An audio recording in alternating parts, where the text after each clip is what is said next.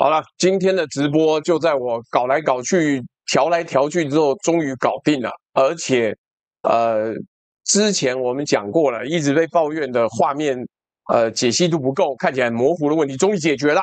那但是本人就是长得很模糊样子，这个问题没有办法，好不好？这个请大家多多指教。那今天我们的确就是要连续讲2集，但是中间有一个休息跟转场，因为系统需要重新设定，所以为什么会讲2集呢？也就是因为我题目欠太多了，所以今天的那个抖内目标呢，就是如果各位觉得这样模式可行的话，就抖内让它达到目标之后，以后我们就不定期的在周末的时间呢，可以做连续2场的直播啊。那这一场的直播，我们今天第一场直播讲的是购买美国武器背后的一些秘辛。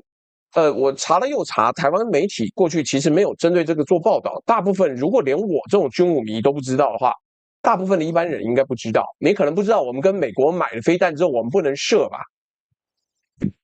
甚至我们不能拥有这一台飞弹，不能放在台湾。你不知道对不对？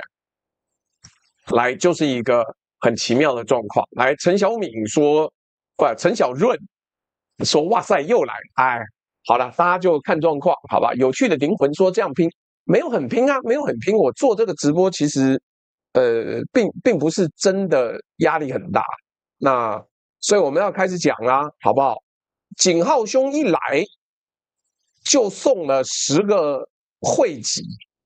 不，我跟你讲，我讲清楚，我今天正是要把贝尔乌萨斯说的美国外送的东西都有锁这个事情跟你解释清楚。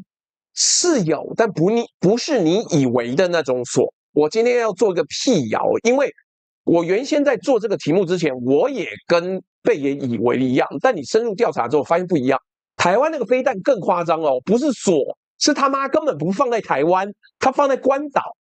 你有没有打仗的时候，我要去关岛运飞弹哦？好，这个锁跟你以为的锁不一样，让我好好的解释一下。来，事务所的各位同学晚安，我是朱学恒。那先帮各位的 LINE 群组辟个谣 ，F-35起飞不需要美国密码。我也引述过这个错误的资料，我后来实际解释，至少美方跟各盟邦跟各主要媒体认为没有这回事，但是真相更夸张，它的确不需要密码开关，因为整架飞机就是开关。那去年5月7号呢，印度飞行员以为在现代空战里面离了150公里就安全，结果没想到中国的飞弹从200公里以外飞过来。你买武器买不到判断力，买了武器买不到扣扳机的权利啊。那今天是2026年7月26号，这里是万事通事务所，今天是这个1键2连的连续直播的时间，各位你可以先跳出去看一下，我们下一场直播讲的是真实世界的奥德赛跟历史符合的奥德赛，所以我们讲的是到底真实历史里面奥德赛是什么样的状况。所以我们今天第一波讲 F-35神话崩塌，我们会讲到标风战机、歼10C、霹雳15、关岛安德森基地任务数据档，各位同学准备好了吗？我们开始喽。隐形双翼奥苍穹，索要偏旋异国弓。2载淡眠关岛屿，一宵星陨映和风。稀土无声缠虎爪，订单有价各西东。宝岛倾囊排队尾，银货两讫几成空。所以好，我们接下来就要往下讲了。为什么今天这个东西值得讲？就是因为所有人知道都跟我以为不一样。我们先这一集是从一位长辈传给我的 LINE 讯息开始的，我本来没有要做这一集，有一位朋友传了一段话，讲的斩钉截铁，说日本、韩国买了 F-35，每次起飞都要得到美国同意，拿到美方密码之后才能发动，因为老美在每一架 F-35上面都装了后门。你也收过，我也收过。我先讲结论啊，这段话呢，在字面上是错的，没有密码，没有你以为的那颗按钮。2025年3月，这个 kill switch 就是有个自毁开关哦，他的说法也传到欧洲去了。洛克希德马丁否认 ，F-35联合计划办公室否认，比利时的参谋总长还特地出来讲，这不是遥控飞机。瑞士国防部、捷克国防部通通辟谣过一轮，所以这个长辈文可以删了吗？100%错了吗？又不是。因为辟谣，我们真的进去查过的真相比密码更冷。你不需要在飞机上装一个开关，因为整架飞机就是开关。我跟你讲 ，F-35身上绑了3条绳子，3条都握在华盛顿手中啊。什么意思呢？第一条叫后勤系统 ，F-35的后勤哦，不是你家机棚自己管得了的，不是。他跑一套系统，旧的叫 Alice， 新的叫 Odin。库马是不是要出门了？没有，好，我不要管他。零附件的调度、维修排程、妥善率的管理，全部都连回美国的伺服器。如果今天台湾连美国的海缆断掉，假设我们有 F-35，连跟系统连线都连不了。飞机不会立即掉下来，但你的机队会像是没有健保卡的病人，慢慢的、合法的死给你看。第二条叫任务数据档，英文叫什么 ？Mission Data File， 简称 NDF。这是什么呢？讲白一点，这是 F-35的敌我识别题库。哪个雷达讯号是敌人，哪个是威胁，电站系统要怎么反应？全部写在一个档案里面。这个题库是谁出？美国佛州艾格林基地一个大概90人团队，统一出题，统一更新。暂时威胁环境天天变，题库要高频的更新。美国不给你更新呢，你的5代机就变成拿着去年考古题上考场的考生。第3条最直接。美国的政策明文禁止外国用户在美国本土以外对 F-35做独立测试。你花钱买的飞机，你不能自己测试。然后呢，我们上次讲过，全世界有一个例外，就我后面这个以色列啊，只有以色列获准为他的 F-35I 运作一套完全独立的系统。什么意思呢？完全独立的系统是可以自己改装，可以自己整合自家武器，自己管电站资料库，所有其他的盟友，英国、日本、澳洲，通通没有这个待遇。在听直播，心里 OS 正在说：“哎呀，所以长辈文方向错的，各位，方向对了，细节错。细节错在政论节目是会被打脸的，所以我们今天把细节修好，再把方向讲到底。这一集我们要讲的是老美这一套呢，卖你飞机留着班机，把 trigger 开枪的那个班机留着的商业模式，在2025年到2026年之间，同时被3件事破解了。什么破解？买家开始跑单，美军自己的品质报告也发现不行了，还有一场52分钟的空战，证明了世界的武器销售链有比现在的美国厉害好的价值链。最后我们会回到台湾，因为这个故事的台湾版早在2000年就上演过了，而且更难看。我的判断先讲在前面 ，F-35危机不是一架飞机的危机，是订阅制武器服务的商业模式信任崩盘。你买的不是飞机，是一套美国可以随时片面修改条款的订阅制服务。刚 Ben 讲说，台湾买的雷达资料都是传给美国的。我先这样讲，你讲也不完全正确。就我所知，至少到几年前，台湾最大的铺路爪雷达在乐山雷达的资料呢，第一时间是传给美军的印太司令部，也就是在夏威夷或者是横须贺传过去之后呢，台湾的军方要这个雷达资料，要跟美军要。我们就是这个样子的悲剧的状况。要继续往下讲哦。顺带一提啊，我今天的解析度是真的调高了，各位看一下，如果你觉得真的变得更清楚的，请按1，好不好？请按1，让大家可以了解。高松说：“我隐隐感觉到今晚的节目缺乏台湾价值。”没有，你应该讲今晚的节目呢缺乏美国价值，没有美国价值，台湾价值我不敢讲，因为台湾也买不到 F-35，所以我讲半天呢没有。风心按个0是什么东西？画面有变清楚哦，好哦，不要害我吗？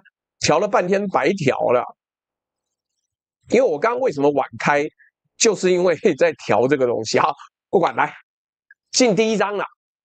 飞机被这3个捆龙锁锁住，买家呢？买家开始用脚投票咯。他们，我跟你买一个飞机，结果你用捆龙锁锁我，那老子可以不买吧？谢谢收下的抖内。什么叫帅到模糊？清楚看的是背景，人还是一样失焦，干真没有救了啦！人已经搞成这样子了，这还要怎样啊？好了，下次再说，下次再说。妈的，很清楚啦，我自己看觉得很清楚啊。好了，算了，各位眼睛长包皮，什么叫猪大常常是糊的？我说现在啦，算了，没关系。如果这一波调失败，我回来第2集奥德赛时候再调，妈总可以吧？我调4K， 怕你对不对？好，那西班牙怎么跑的？2025年8月，他正式宣布说我不买 F-35了，未来要押宝欧洲战机跟法德西合作的6代机计划。葡萄牙更早，葡萄牙直接选择不进场，这2个是本来可以买，结果没有买。再来是买了之后后悔的，在线上以为白纸黑字最大的各位看好了，瑞士原本要买36架，2025年12月官方承认，公投通过的60亿瑞典法郎预算买不起了，因为美方通知成本可能暴增额外的13亿瑞郎。瑞士人当年被告知的是固定价格，结果华盛顿说 FMS 军售的报价是估计值，会变。2026年3月6号，瑞士联邦委员会拍板砍到约30架，另外跟国会多要3.94亿瑞士法郎补通膨。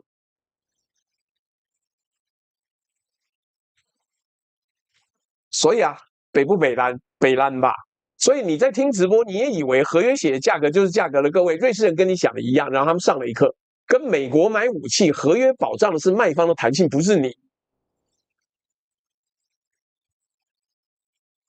若雨还问说哪时候来大陆开粉丝见面会，等我存够钱，好不好？所以最有戏的是 Canada 加拿大 Carney 总理呢，2025年3月15号上任，隔天就下令重审88架 F-35的合约。为什么？因为川普对加拿大加关税3不5时讲他是第51州，所以不爽了。加拿大不开心，但加拿大已经签了头16架跑不掉，剩下72架呢。渥太华开始认真评估混合机队 F-35配上最多72架在加拿大组装的瑞典狮鹫 Gripen 战机。预警机标案更直接，跳过美国波音的 E7， 选了瑞士绅宝萨巴的 Global Eye。然后2026年7月21号呢，就在几天前，加拿大在伦敦正式成为英国、日本、意大利6代机计划 GCAP 的第一个观察员国。不出钱，没有资格投票，但可以进去看机密等级的设计资料、时程还有工业分工。最后你要买可以买。成本暴增后还卖雷达，这是后面要提的。你成本暴增了，干雷达没有料，买不到，做不掉，是空的啊。各位，这是什么概念？就像你女友还没跟你分手，但是开始参加别人的 Tinder 跟联谊，而且对方还发给他贵宾证。但是注意，这里是查核纪律时间，我没有下这种全世界抛弃 F-35的标题，因为同一时间有人在加码。德国呢，从35架加到50架，丹麦呢再加定16架，比利时加了11架。所以真实的图像呢，不是崩盘，是分裂了。买家分裂成2群，有替代选项，或是被川普关税跟川普本人羞辱过的，开始跑。被俄罗斯压在门口，除了 F-35以外，没有5代机可以买的，他只好捏着鼻子加码。分裂线画在哪里？画在你有没有选项。这章的结论简单的一句话 ：F-35的订单簿正在变成一张地缘政治的测谎仪。谁还信美国？谁已经不信了？翻开来一目了然，你一看就知道了。所以各位，请稍等一下，我要替库马开门。一直叫，库马，来，但是等等，要开门，要给大家看一下，是真的。嗨，大家好，我是 F-35隐形库马，我要开门，所以我的主人必须要帮我开门，好吗？谢谢大家啊，好，走了，出去，一直喷嚏。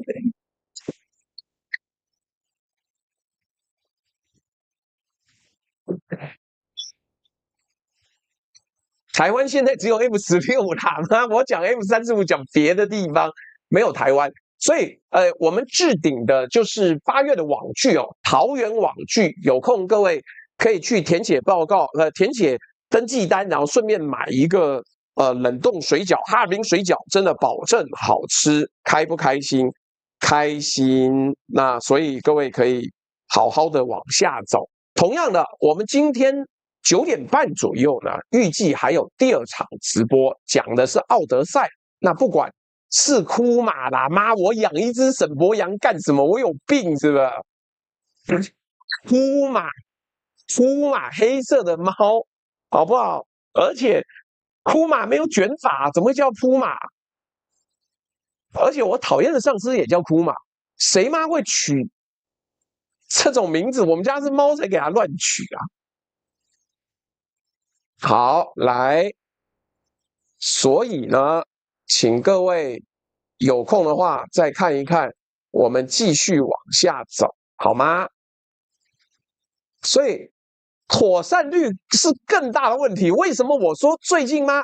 买美国武器的真的很倒霉。就台湾在那边每天吹捧，哒哒滴哒哒，美爹最棒棒，好棒棒。哦，拜托，真心不是好吗？来，我前面讲是跑单，对不对？那你可能想这政治问题嘛，地缘政治，就像秦明讲的啊，这个伊斯兰体系的国家，如果跟美国还有保留互动的话，应该都相信。好。没问题，但是很抱歉，遗憾不是这样。为什么？接下来美军自己会有一份判决书啊！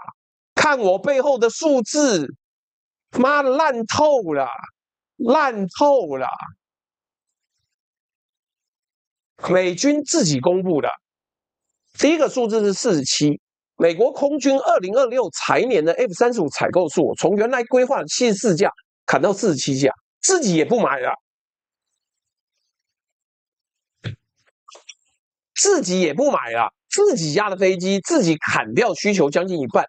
更重要的是，空军转头把 F-15EX 的采购量加倍，一款4代半的老平台。空军官员2026年5月在国会作证讲得很直白，因为 F-35的关键升级一直延误，这是人类有史以来程式码最多。高达几百万行的一台飞机，结果它升级一直延误到不稳了，3天2头掉啊！在听直播的各位啊，你也有听过什么说好的功能，下一次更新再给你的各位，这一段你会很有既视感。什么升级 ？TR3 跟 Block 4，TR3 是新的硬体核心 ，Block 4是建立在 TR3 的核心上面的完整战力包。新的雷达模式，新的武器整合，新的电战方式。原本说好2026年要到位，要让我大哥天下无敌。结果呢，国防部自己的测评报告写，2025年交付的新升级技术几乎全数不可用，不可用啊！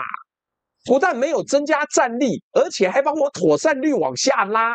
供应链缺料缺到什么程度？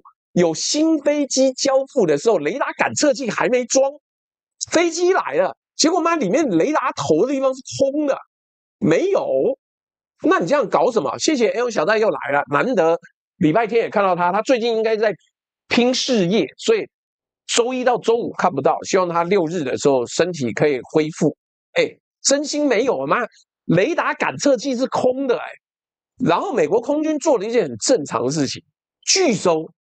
你不能执行完整作战任务的飞机，我不收。完整版 Block 4什么时候好？目前的官方预估最早2031年，比原计划晚5年，超支60亿美金。妈，这种建设在台湾就要被判违约了，好吗？秦明说，我觉得美国是认为 F-35不够用，还得用老的扔炸弹，就像大陆的歼16，现在也是主力机型，称为最好的苏海升级战斗机，但实际上不是。我刚好讲到这一段，是美国空军原来应该要把 F-35升级成全能战机，但结果硬体也晚，软体也晚，所以就导致没有办法，所以没办法用旧的第二个数字是什么？妥善率是51.5%啊，这是美军现役 F-35A 的妥善率哦。翻译成白话，任何一个时间点有一半的机队趴在地上，你花8000多万美金一架买的5代机，出勤率比你儿子还要低，比你儿子去上学的时间还要低。在听直播准备打，那为什么2025还交付了191架创纪录呢？各位问得好，问得好，这正是我要讲的。为什么？对，洛克希德马丁2025年交了191架，历史新高。产线1年稳定哦，如果一切顺利，1年稳定产156架以上。所以产量慢，这个说法要修正。精确的讲法是交得出壳儿，它交得出外面那一层，交不出承诺的战力。机身在跑，战力在欠。你定的是完全顶套或者是抢先体验版，就外面那一层 skin， 然后里面的战斗力输出 power 都不行。正式版要等到2031年呐，正式版等到2031年呐。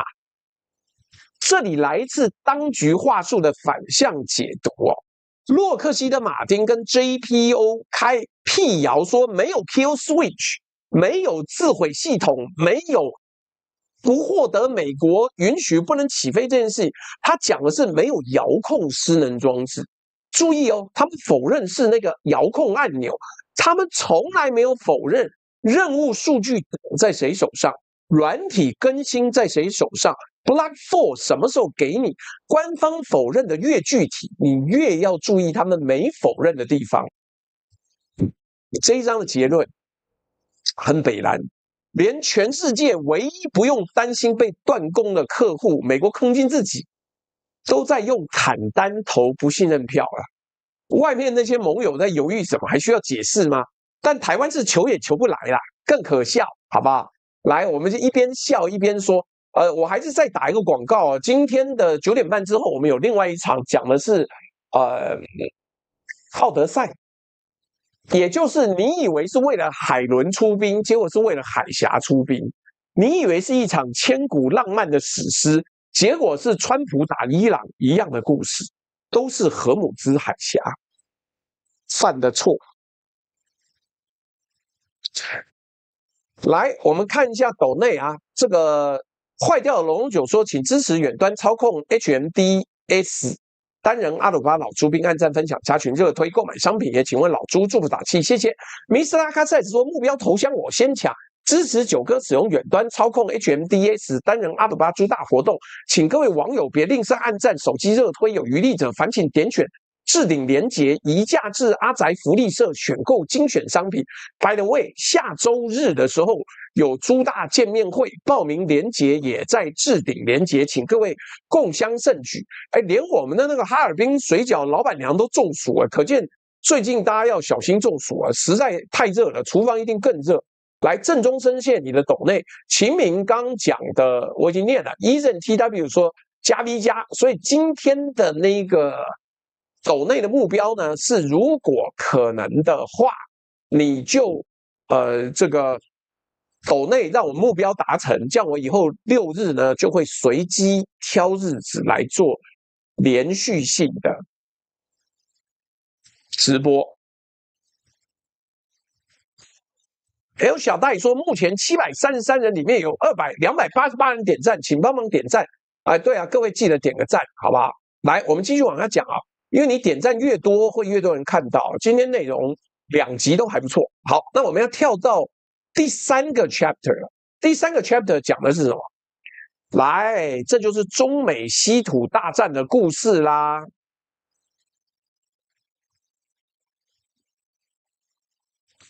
好，现在把镜头转了180度。前面讲的是美国怎么锁买家，这一章讲什么？谁在锁美国？一个数字记起来，400公斤。每一架 F-35需要超过400公斤的稀土材料，铝、镝、锗做有磁体，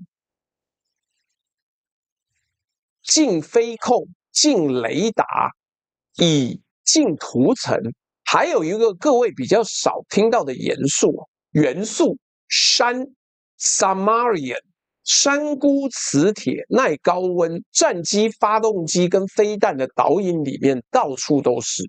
洛马是全美国最大的氙用户，一架 F-35以为干卡脖子啊，大概只有晶片一种知识的各位没有。那氙跟这些重稀土从哪里来呢？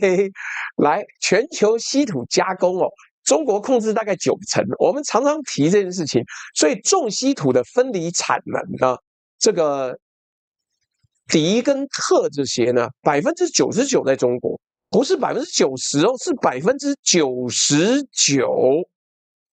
在听直播想说，美国不是有自己的稀土矿吗？对啊，我们已经讲了一次又一次，美国有。加州有一个叫 Mountain Pass， 是隶属于 MP Materials 底下的公司，是美国唯一的稀土矿。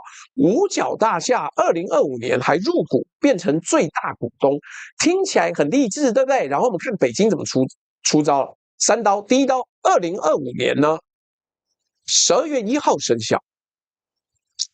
跟外国军方有关联的公司，原则上是拿不到中国稀土的出口许可的。这是中国第一次白纸黑字把打击对象直接写成国防部门。第二刀，0.1%规则，只要你的产品里面呢含中国稀土的价值超过0.1%，也就1/1000啦，就算你在第三国制造，出口也要北京点头。这是把美国的外国直接产品规则的域外管辖原封不动学回去打美国。美国，你以前这样搞我，不可能，我现在也搞你。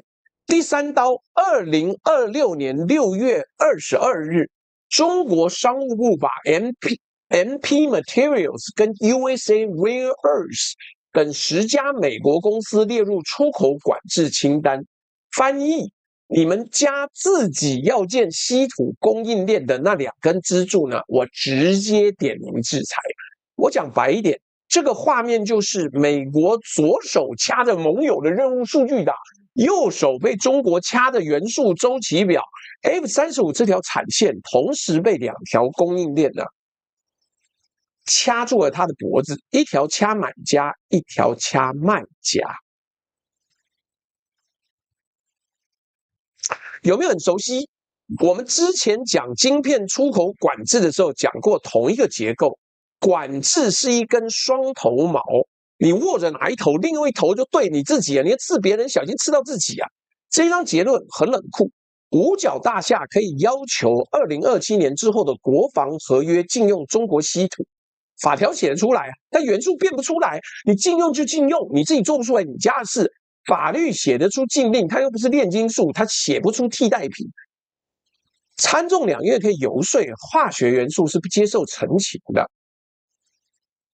所以各位，现在记得帮忙按赞啊，好不好？那按赞可以让这个影片被更多人看到，是一件好事。来，接下来呢，要讲一个有趣的故事了。507之夜，2025年5月7号凌晨，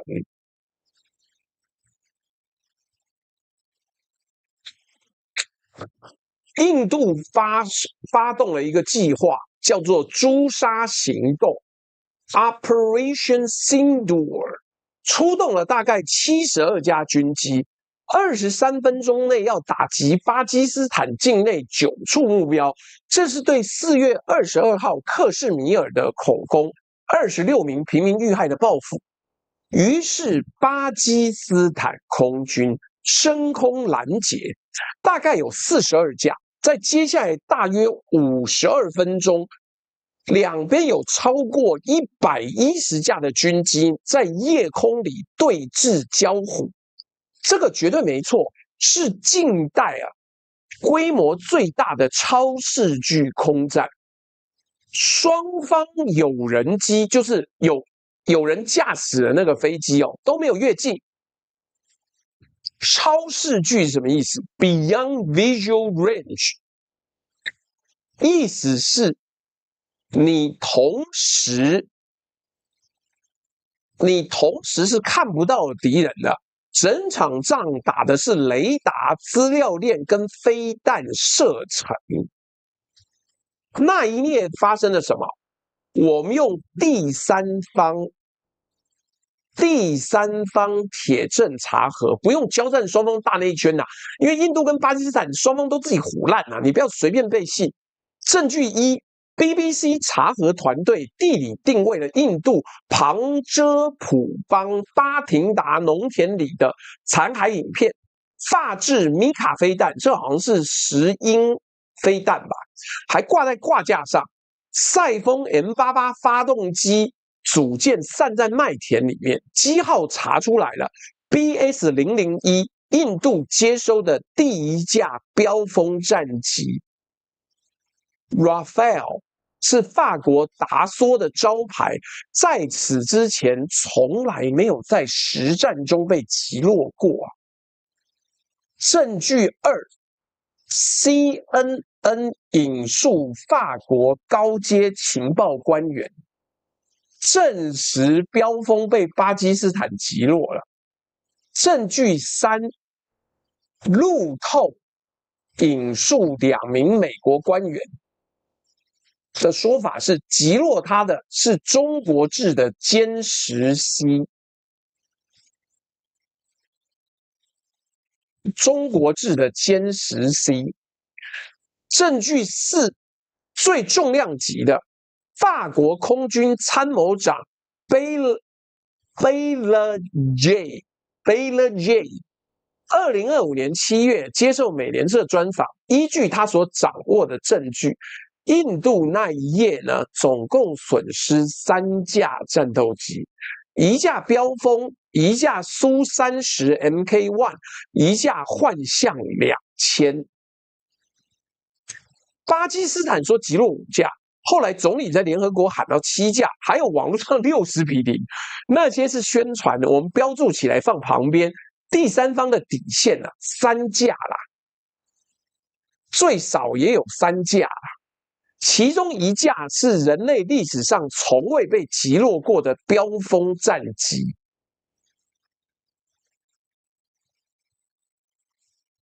在线上等着看热闹的各位，重点来了，怎么打下来的嘞？路透2025年8月2日的深度调查，把杀伤链重建出来了。Kill chain 讲白话就是从发现你到杀死你的整条流水线。感测器找到你，资料传给射手，射手发射，飞弹命中，4个环节缺一不可。这个概念这几年美军自己天天讲，因为现代空战比的早就不是单机啊。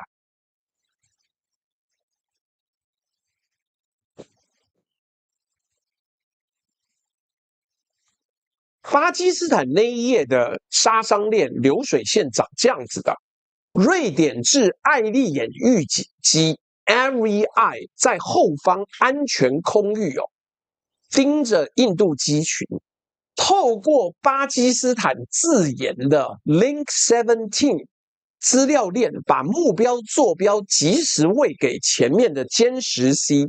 歼十 C 呢，全程不开主动雷达。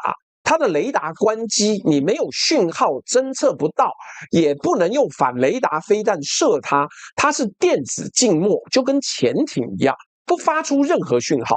然后照着艾利眼预警机给的讯号呢，发射霹雳15飞弹的终端呢，持续靠预警机的讯号打到歼十 C 的讯号做中间修正。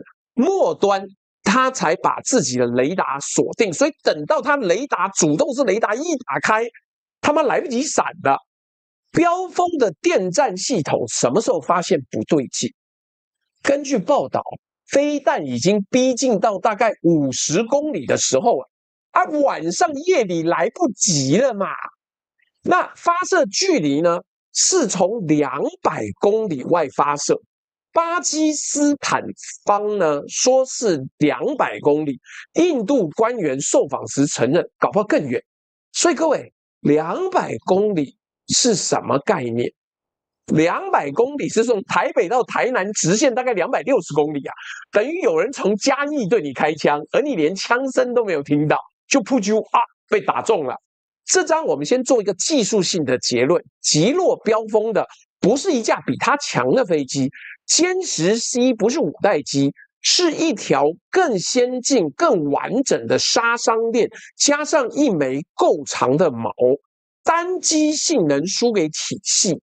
这一页是教科书级的示范。你的单机性能再怎么好，但是人家用新的方法组起来的杀伤链，你没想到，你他妈最后剩50公里才发现有飞弹过来，你来不及呀。但是流水线只解释了一半。另一半是印度自己耍白烂。下一张来，各位记得要多按赞。目前线上大概883人都有按赞，我还是再强调，各位我们置顶的这个是8月的网剧，还有哈尔滨水饺、酸菜白肉锅网剧当天老板娘说还会提供酸菜白肉锅，然后你还可以买信丰的台式香肠，有大蒜口味，有这个台式口味。我跟你讲，它香肠是真的好。身为一个香肠跟贡丸的专家，信丰的贡丸呢反而没有云章好，但是信丰的香肠好，了不起，真的棒，真的棒。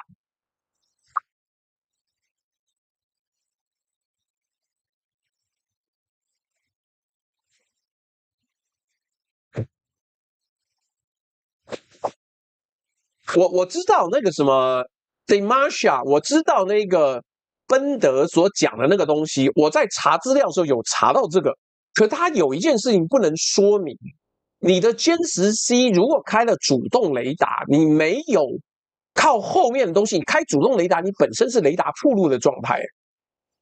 巴基斯坦军方为什么要把自己的雷达讯号暴露在人家的飞弹射程里面？这件事情在战术上我不能理解，所以我的确谢谢 Damasha 提供的这个说明，我的确有看到，但是在战术上因为我不能理解，所以我就跳过去了，我用大部分通用的说法。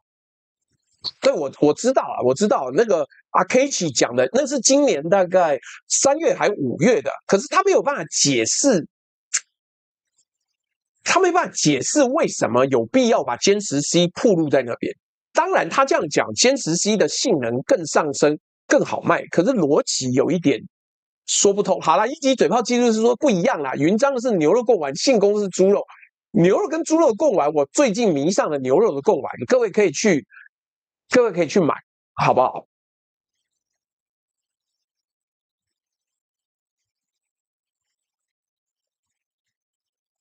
对，那个王浩说50公里就6到8秒啊，你大概只能弹射，你甩不掉了。乙姨说到了，谢谢你哦，希望乙姨最近的这个工作一切顺利，不要太累太辛苦啊。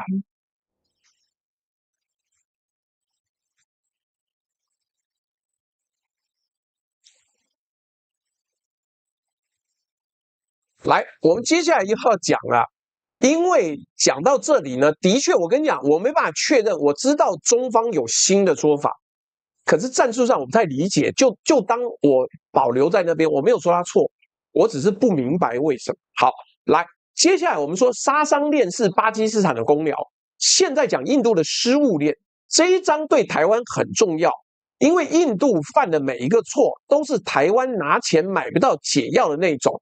失误一，情报，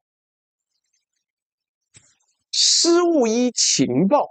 印度情报体系对霹雳15外销版的射程评估呢，是大概150公里，所以任务规划画了一条隐形的安全线，保持150公里以上，我们就在射程外啦。但是错，实际的外销版的霹雳15的射程是200公里以上。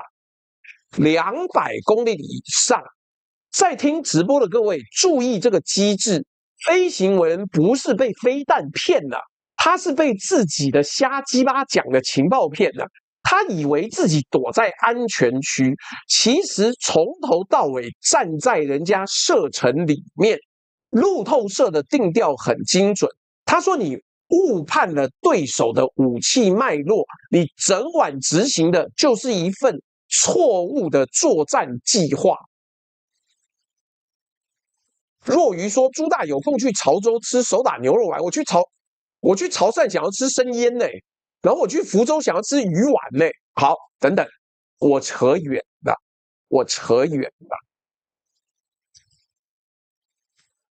在听直播的时候，觉得这种低级错误只有印度会犯的各位，你先别笑，往下听。失误2是政治，这一条有官方认证。印度驻印尼的国防武官，2025年6月30号在公开演讲里说的，开战首日，印度方的政治高层下的命令，限制军方不得打击巴基斯坦的防空系统。为什么？怕升级呀？结果呢？印度战机在对方防空跟预警体系完好无损的天空里面执行任务，等于你戴着拳击手套进场，然后被规定只能打对方的沙包。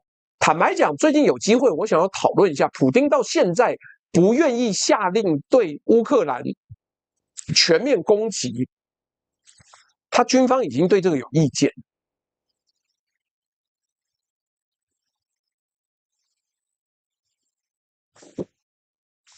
失误3是体系的失误，什么失误呢？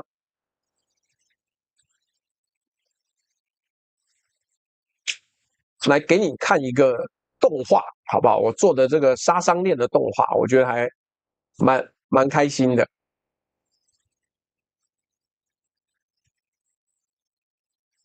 来，我继续讲，你继续看我背后的动画。印度空军呢是全世界最壮观的万国杂牌军，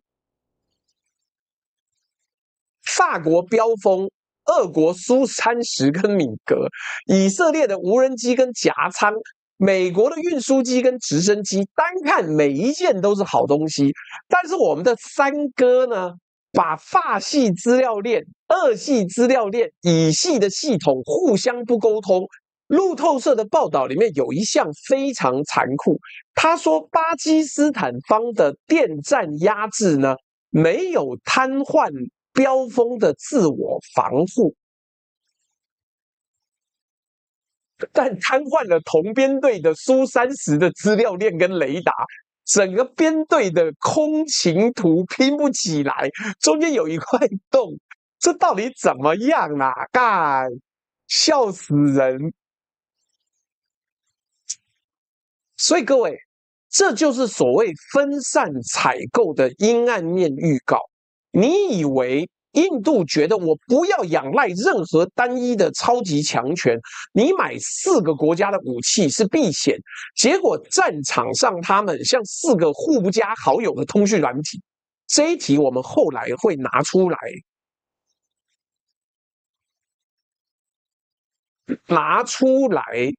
瞎讲。RKG 讲的那个是可能的答案，但是我就不附送了，因为我没办法查证。来，然后看印度军方怎么认账哦。我跟你讲，印度军方也是吗？跟挤奶一样的，逼叽在那边弄。时间轴本身就是一部戏，时间轴本身就是一部戏。什么呢？5月7号当天，印度说绝对不死，没有这回事。5月11号，损失是战斗的一部分。5月30号啊，国防参谋长在新加坡说啊，这个我们的确有战机被击落了，但是是战术错误。7月呢，国防秘书出来澄清说，媒体写 Rafales 加 S 是不对的。各位听懂吗？他的意思说我只有一架，不要加复数，从绝对不实到请不要加 S， 花了2个月。官方否认的凋零速度就是真相的渗透速度。战略结论啊，是本章第2次讲这句话：买武器买不到判断力。情报评估、交战规则、体系整合，这3样东西不在任何一张军售发价书上面。2025年5月7号那一天的晚上，证明了缺了他们4代半战机跟标靶的差别，只剩价格而已。所以各位，这个今天这一集也直播也快要有1000人了，请各位记得按赞分享。那如果你觉得我今天讲的东西有趣，或你过去没有听过，以后还想听的话，记得订阅，下次就可以看到，甚至你第2集今天9点半就可以看到。来，我们继续往下讲哦。一枚飞弹的广告效益有多大？我们来看市场怎么投票。因为我这样讲啊，市场有脚，市场会投票。不要听印度官方，不要听巴基斯坦官方，也不要听老共那边有一些淫学网友妈吹跟鬼一样。我们就冷静的用数字讲。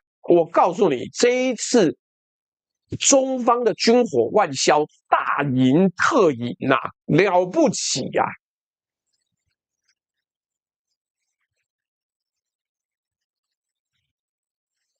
了不起！来，为什么？你在听直播，你手上如果也有军工股，我帮各位查了股市的变化。先看股票，冲战隔天开始，达梭航空的股价5个交易日累计下跌超过10%，市值蒸发超过10亿欧元。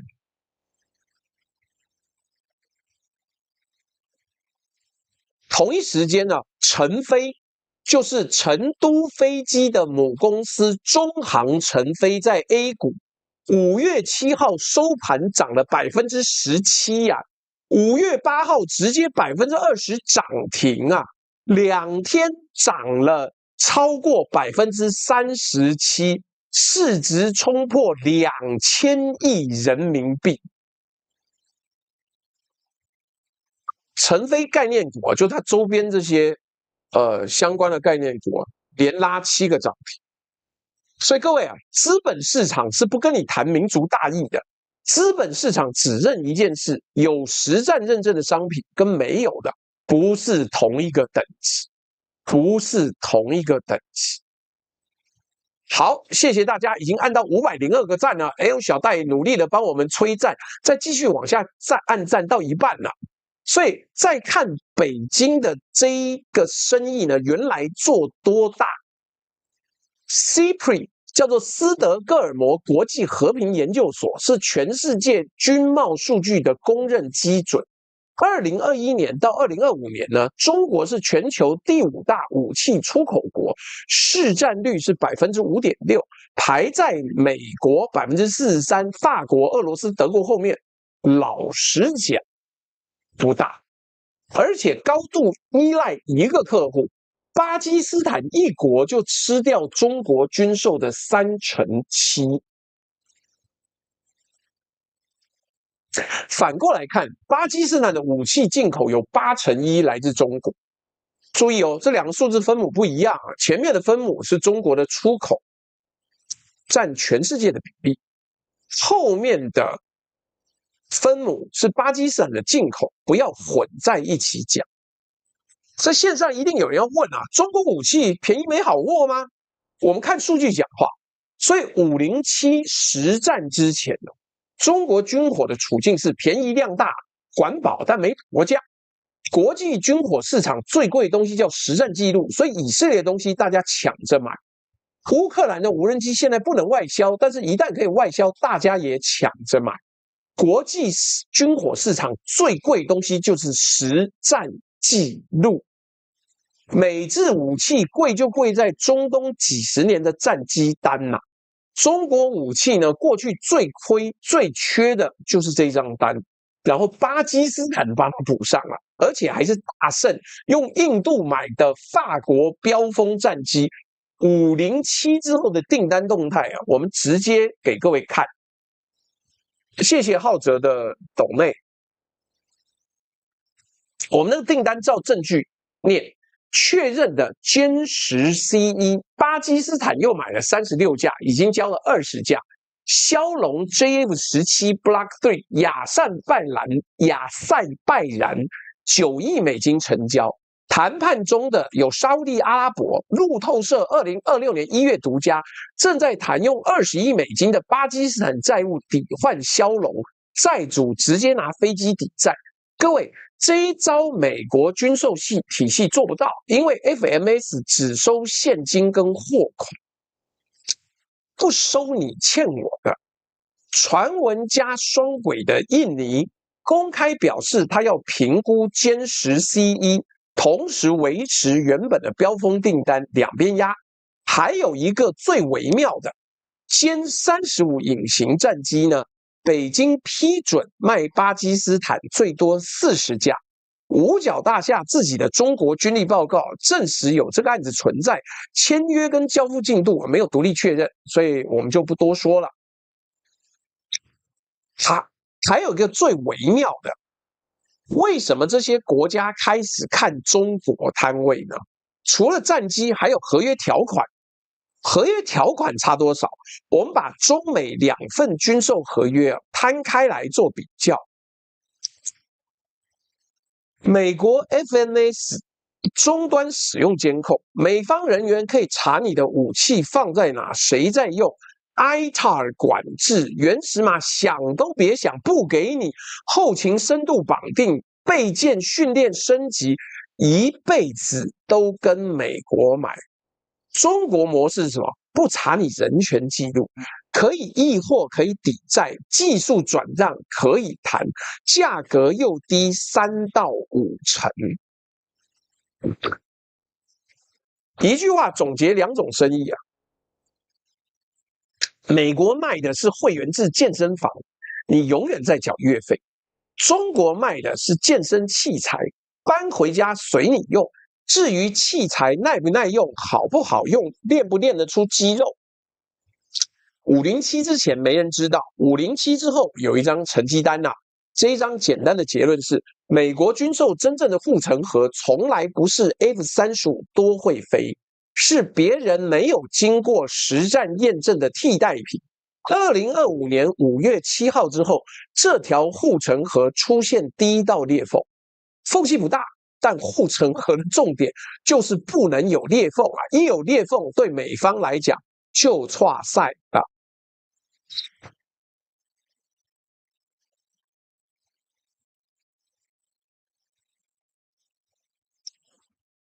来这边呢，真妙。沙烏地阿拉伯什么都买，但印度只要原石嘛。干这2张好像我跟我前面那一张啊图片弄错了。这个有的时候我交给 Cloud， 他脑袋一个脑冲，就是这样。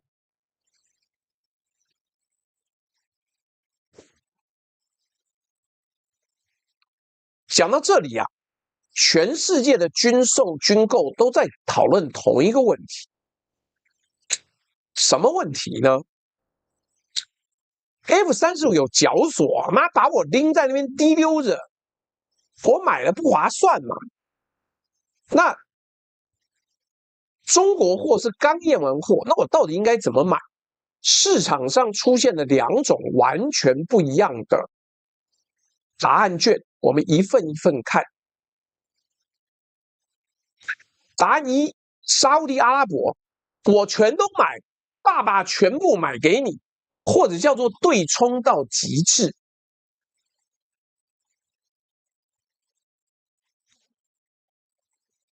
先看他跟美国这边，川普2025年11月放话，2026年3月28日在迈阿密亲口第2次确认，同意卖沙烏地48架 F-35，历史性突破，中东除了以色列之外的第1个 F-35客户。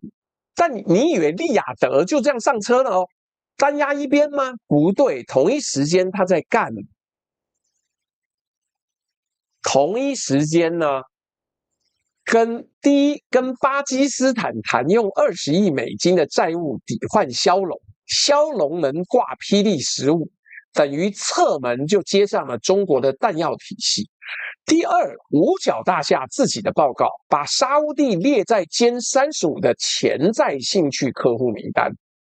第三，美国情报体系多年评估，沙烏地在中国直接协助下，它在境内生产的弹道飞弹。这个东西资料不够，没办法细讲，不然真的很有趣。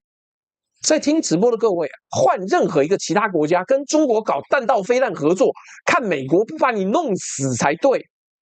但是没有，不好意思，美国没有。为什么？F-35资格，任何人不可以脚踏2条船啊！土耳其只是买了1套俄罗斯的防空系统 S-400，就被踢出 F-35计划整整7年，到现在还在谈把 S-400转卖海湾国家换 F-35门票。为什么沙烏地阿拉伯可以？为什么？在听直播的各位啊，答案很冷酷的。因为华盛顿卖他 F-35的动机之一，就是怕他继续滑下中。你听懂这个赛局理论没有？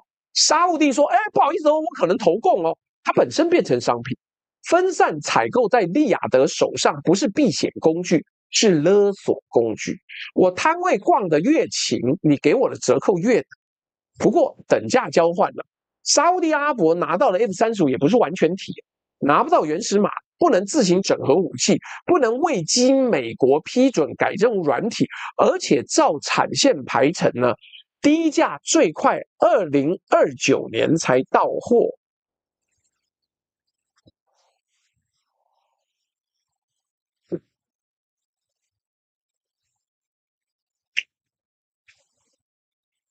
所以啊，地震是吧？沙烏地阿拉伯买的不是48架飞机，是一张美沙同盟的30年保单。哇，这个地震很大你看我在那边摇。好，根据逻辑呢，我要把我家的门开。地震大家要小心哦。好，国家级地震速报，7月26 8点36分左右，北部地区发生显著有感地震。没了，妈不能给多一点资料是不是？好，大家要小心哦，好不好？什么叫好淡定？我们是正习惯了。但我至少把门打开了。来，答案卷2，印度是主权优先流派。2025年7月底呢，印度被川普对印度加了25%关税，公开骂他买俄国石油。就在这个节骨眼，新德里悄悄告诉华盛顿说：“不好意思 ，F-35我们忽然没有兴趣了，疯了吗？刚刚被霹雳15打掉标风的国家不要5代机。”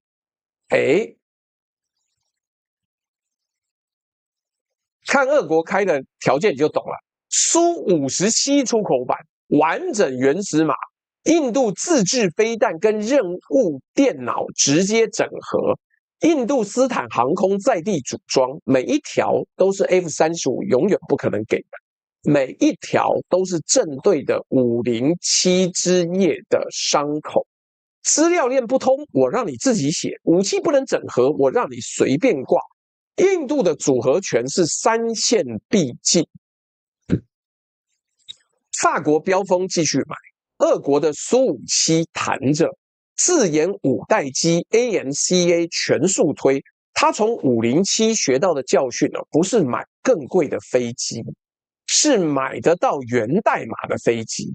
这个模型还在跑，最终决定据报要跑到2027年。我们继续看，顺带2个小案例呢，也凑成了一个小小的目标，就是阿联被美国用华为当理由卡了 F-35年，现在据报把韩国的 KF-21纳入采购评估。美国自己把客户推上首尔，能怪谁？土耳其 S-400据说已经找到海湾国家的买家，重返 F-35的最大路障可能正在搬开，但美国国会那一关还没有过。这一章的战略结论呢，是507之后的军购市场议价能力不再取决于你的支票簿，取决于你的可信替代选项。沙烏地用替代选项换折扣，印度用替代选项换主权，阿联用替代选项换谈判筹码。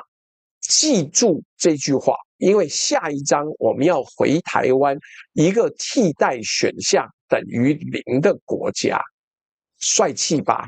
等一下，我先去把我的门关起来。什么叫不尊重地震？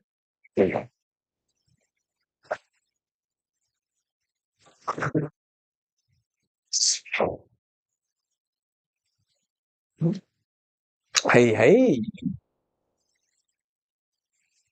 来，所以呢，这一章就要开始讲一个很鸡巴的怪故事了。什么叫怪故事？我们前面讲了一整晚别人遇到的状况，我跟你讲，台湾遇到的多赛多七八的东西。各位有没有人查得到现在到底地震是几级呀？我刚收到了国家级警报，但没有说是几级。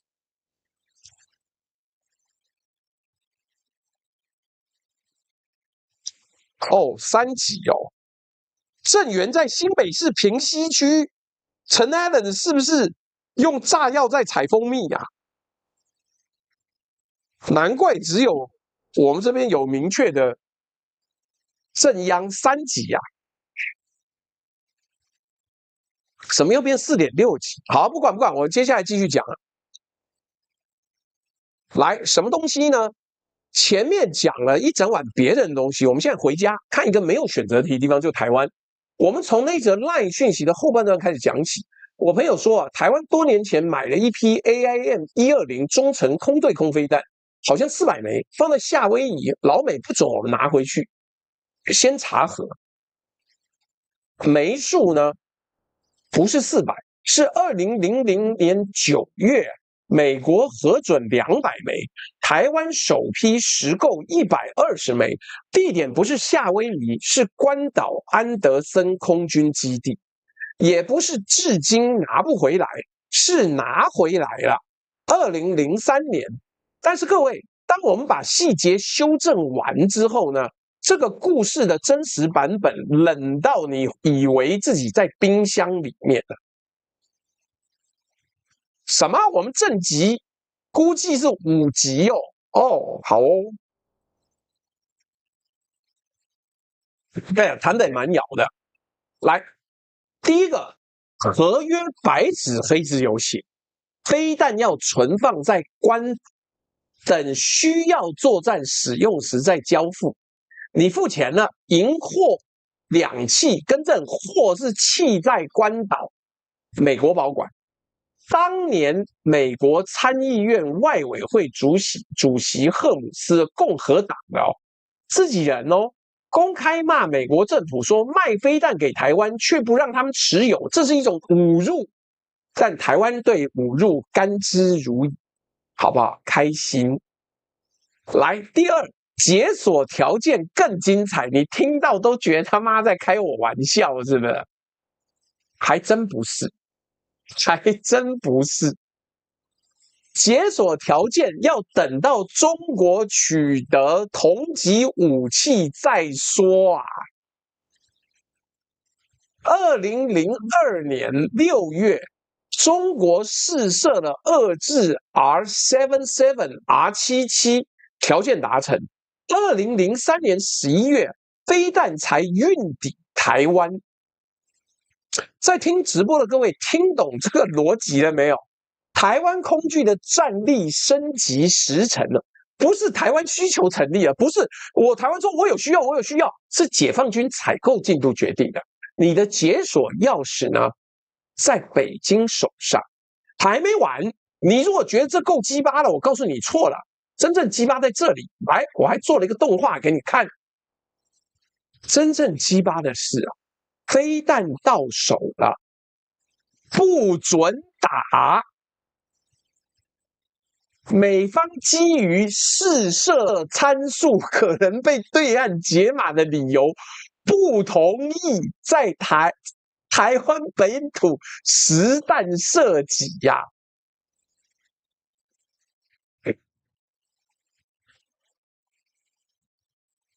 台湾的飞官要打靶，你想要试试看 AIM-120，麻烦你飞去关岛，去亚利桑那陆克空军基地。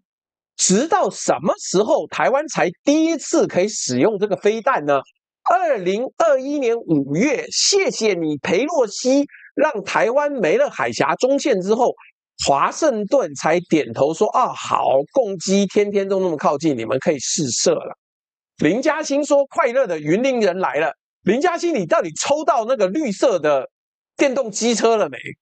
林嘉欣前阵放话说，我最近什么阳伞已经不重要了，我要抽电动机车。海尼根的了不起吧？对啊，如果核弹威力有5级地震的话，北台湾现在就陆沉了。我现在应该我最后日直播，请各位继承我一句瑞士5.6级不准射不准射。林嘉欣说我叫人在处理啊。你看我们云林的好朋友江华就是这么的了不起，他不说我在抽，他说我已经叫人处理了。好2000年付钱，2021年你第一次在自己的国土下扣下扳机，21年，他妈这跟考古学家一样了，历史故事吗？这不是历史故事，这是进行式啊！我们看现在进行式的3个数字，数字1。215亿美元，截至2025年10月，美国已核准售台，但还没有交付的武器总额。乔治梅森大学追踪，日经报道，台湾国防部自己给立法院的报告，数字几乎一样，215.4亿美金，相当于台湾1整年国防预算的快70%。付了钱的，排着队的66架 F-16V 原定2026年全数到位，截至2025年底交机数量0，延到2027、2028。JSOW 滑翔炸弹是2017年买的，等9年了，到了没？不知道。MK48。重型鱼F-16V 好像到期了，但是因为它一直延来延去，那资料库查来查去我都搞乱了。没关系，你去查一下就知道。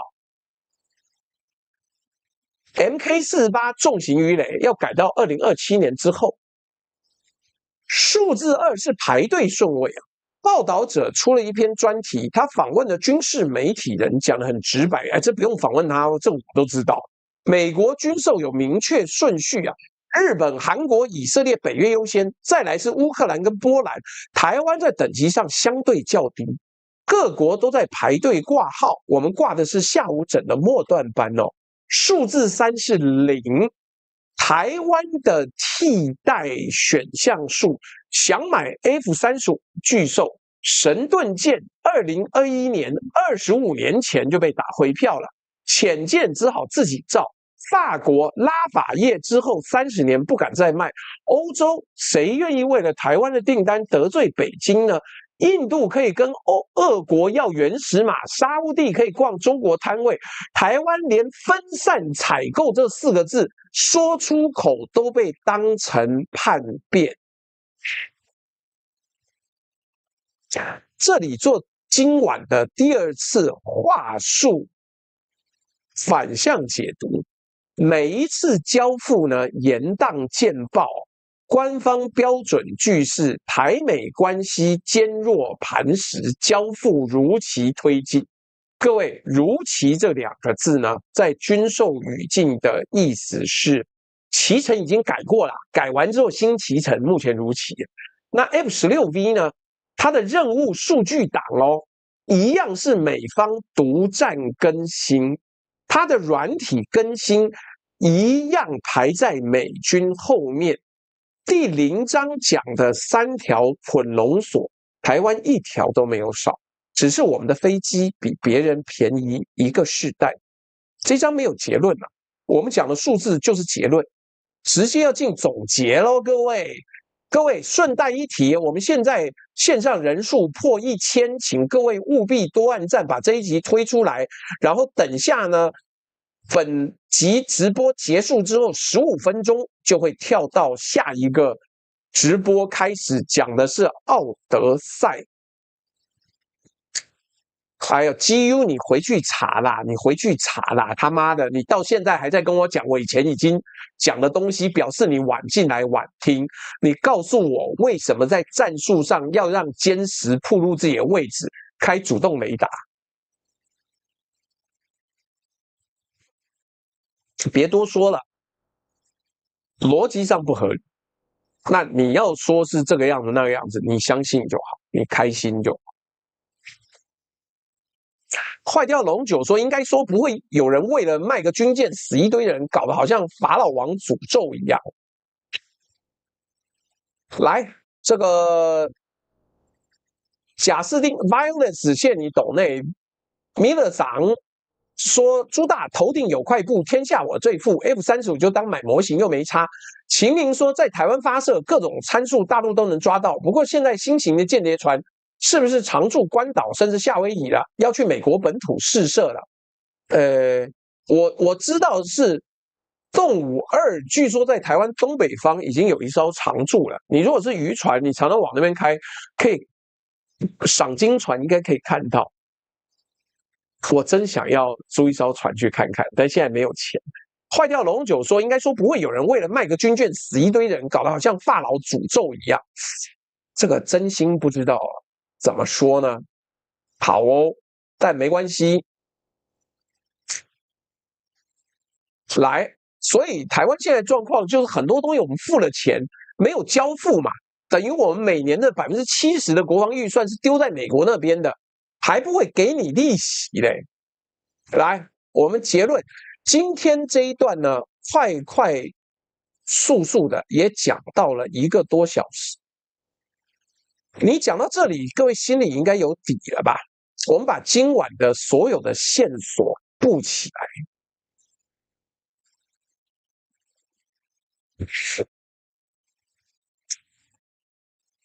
我们从一则长辈文出发，查核的结果，密码是假的，绞索是真的。F-35不需要开关，因为后勤系统、任务数据档、测试禁令3条绳子，让整个分机本身就是开关。全世界只有以色列例外，没有美国同意，通通不准开，通通不能做。乙仪说啊，是今天要讲被猪队友阻挡的反加10年计吗？各种猪队友出包妈的，还有自己的队友出卖自己的啊！对，我们等下这一场直播完之后会直接跳转，然后我们过15分钟，让我把东西重设一下就开。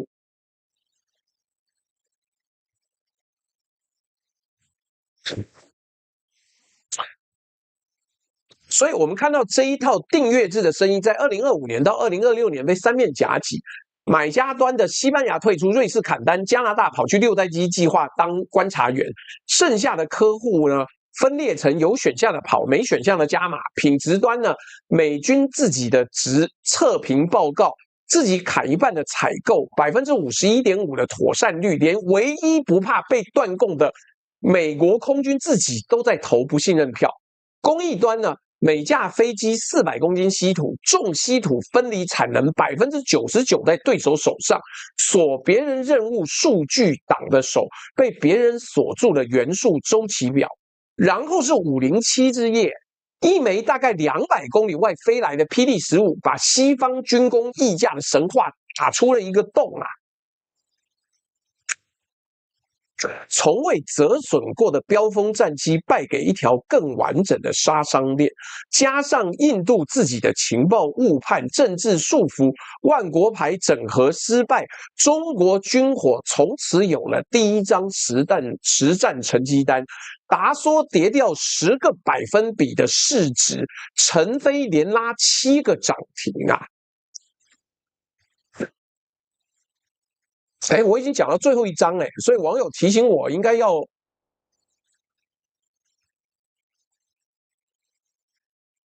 等下要记得贴那个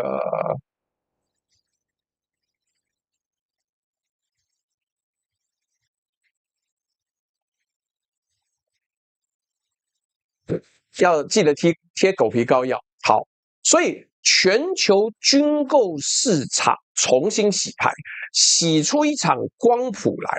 什么意思呢？沙烏地用我可能投共做筹码，什么都买，换到了 F-35的入场券。印度用替代选项换主权，直接跟俄罗斯要原始码。阿联把韩国战机放上谈判桌，加拿大去伦敦看6代机。这些国家的共通点只有一个，他们都有地方可以去，他们都有第二个选择。台湾呢？台湾故事我们今晚讲过了，飞弹存在关岛，解锁条件挂在解放军的采购清单上，21年了，才第一次在自己国土开火。215亿美金付了钱，排在队伍后段。F-35巨兽、神盾巨兽，欧洲不敢卖，主力 F-16V 的3个捆龙锁一条不少。现在3个方向收尾了。第一个，真相总是伤人，跟美国买武器跟拥有武器是2回事，全世界都一样，差别在于别人可以用替代选项讨价还价，台湾不行。我们不是美国最重要的客户，我们是美国最没有议价能力的客户。这2个身份呢，官方每次都只跟你讲最前面那一个，还讲错。数据告诉我们的是507之夜印巴空战的科学结论，决定空战胜负的不是单机价格，是情报准确度。交战规则体系整合，这3样东西不在发价书上面。台湾买了30年武器，这3样我们补课了多少？我们的万国牌问题比印度小，是因为我们体系比较整合，还是因为我们根本买不到其他国家的东西？但问题是等价交换，你要美制武器的保护伞，代价就是班机不完全在你手上；你要班机完全在自己手上，代价就是国造的时间成本，还有失败的风险。而且2条路都不便宜，都不快。世界上不存在又便宜又快又完全自主的国防，就像不存在又要保护费打折又要老大听你的江湖啊，没有就是没有。最好的情况是台湾把军购当成买时间，用买来的时间呢，把国造的纵深补起来。但代价是预算排挤跟至少10年的阵痛。最坏的情况是我们继续把军售通过当成安全感本身，把新闻稿当成战力。那215亿美金的队伍会越排越长，解锁钥匙呢，永远在别人的口袋里面，不是你的口袋，不是你的口袋。我们目前的位置啊，老实讲比较靠近后者，因为每一次延宕见报、舆论炒3天之后，大家就忘记，然后我们还是被迫要继续签下一张支票。今晚第3次要再强调这一句话。买武器买不到判断力，你的判断力只能自己长出来。银货两讫不含扳机，而扳机在台湾的状况下从来没有人会卖你，所以台湾自始至终没有第一级的权利，好吗？所以啊，各位，这就是我们今天直播的抖内表。你有看到有绿界、有支付宝，然后有微信支付、有 PayPal， 有各式的连结都在画面上，请各位好好的介绍，好好的分享。而我的 Facebook 呢，又到了最后5分钟，我才想起来要开始直播，真是妈有够瞎！我到底在想什么呢？金盏花说我们砸了天文数字的金额，就是为了要和解放军大干一场，但是根本干不动、干不了、干没有啊。秦明说下一集播什么？预计9点半、9点15分开播是奥德赛。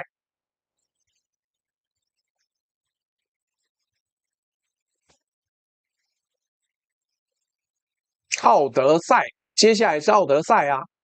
然后斗内的部分呢，没有达标啊，只有7个斗内，妈，今天真是少到一个尴尬啊。我看看绿界有没有人抖啊，等我一下。所以今天的内容我们讲的很全面的啦。那但是有网友一定要上来讲说什么是那个歼10C 自己的这个主动发射，我跟你讲。我没有特别坚持这件事情，只是我没办法理解歼10C为什么要把自己放在主动雷达开启的危险状况底下。当然，你可以讲说，不好意思哦，巴基斯坦就是这么强，他们就是这么勇，我不知道啊。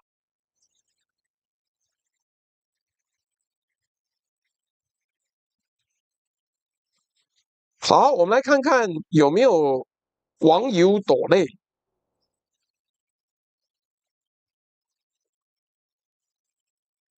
先看一下啊，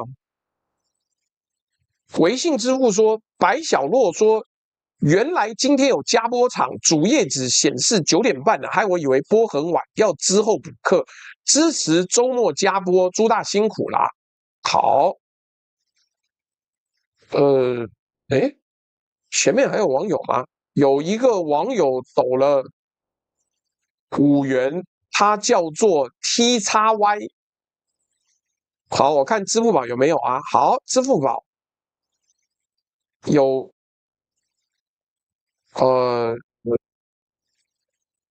有一笔是什么什么名？谢谢你抖内，这个他累计已经抖了52笔63元了，谢谢你什么什么名，这就有一种交流的感觉。ARRU 说支持一下，好啊，没问题。这个 No Beer 9785，感谢猪宅分享。No Beer， 谢谢。我不知道加拿大现在的时差怎么样。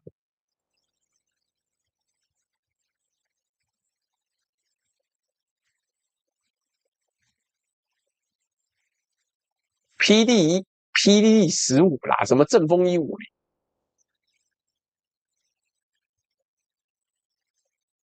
国军数量比在地逃逸外劳还少。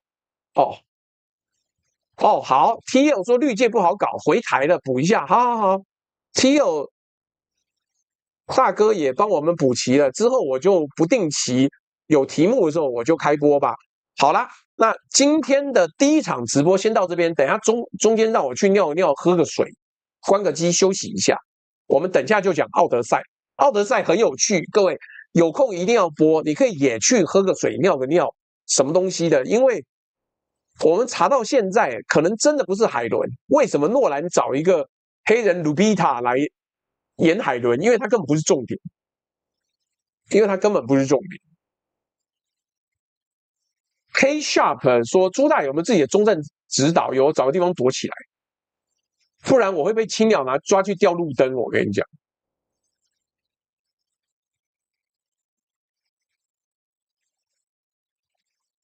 好了，接下来，如果你觉得今天的内容很赞，写的也很赞的话，请投1；如果你觉得今天的脚本写得好，但讲得不好，请投2；如果你觉得今天的脚本内容都不好的话，请投3。哦 ，Mr. 阿开始说应该去倒个酒，移个车，我应该是这样处理的。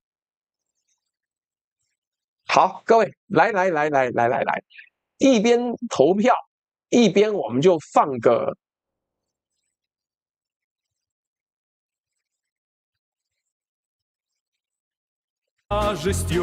放过俄罗斯音乐，让大家振奋精神吧。好了，等一下，各位就等下见了，好不好？我一边还有叫地瓜妹的，我不知道我们网友是不是叫地瓜妹的，是我们的那个大甲地瓜球在看直播啊。你不用重开，是我要重开，因为我要去休息，我电脑要休息一下，然后你直接会被跳转到下一个直播去。喂，大家还没按赞过700哦，各位还没按赞，赶快按赞啊！这一场直播要结束，要跳转了，所以我一定要躲起来啊！那我还等人家来抓我，干我一定躲啊，满地都是，好不好？